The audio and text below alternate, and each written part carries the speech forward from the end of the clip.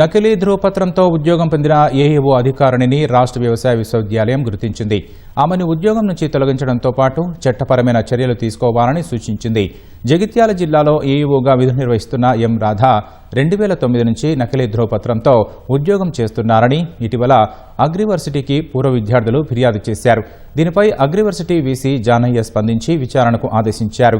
తనిఖీలు నిర్వహించిన అధికారులు రాధ దాఖలు చేసిన ధృవపత్రం దేవరాజ్ అనే వ్యక్తిది అని, ఆ సర్టిఫికెట్లో రాధ అనే పేరును చేర్చి నకిలీ ధృవపత్రాన్ని సృష్టించి ఆమె 2009 నుంచి వ్యవసాయ శాఖలో ఏఈఓ ఉద్యోగం పొందినట్లు గుర్తించారు. దేవరాజ్ను వర్సిటీ అధికారులు ప్రశ్నించగా తన సర్టిఫికెట్ తన వద్దే ఉందని తెలిపారు. దీనిపై విచారణ నివేదికను రాష్ట్ర వ్యవసాయ శాఖ సంచాలకులకు గోపికి నివేదిక సమర్పించారు. ఈ ఉదంతం సంచలనం సృష్టించడంతో ఇలా చాలా మంది ఉంటారని అధికారులు భావిస్తున్నారు. సమగ్ర విచారణ చేపట్టి రాష్ట్ర వ్యాప్తంగా పనిచేస్తున్న ఏఈఓ వ్యవసాయ అధికారుల ధృవపత్రాల పరిశీలన జరపాలని నిర్ణయించారు. ఇందుకోసం అగ్రివర్సిటీ సాయం కోరుతూ అధికారులు లేఖ రాయనున్నారు.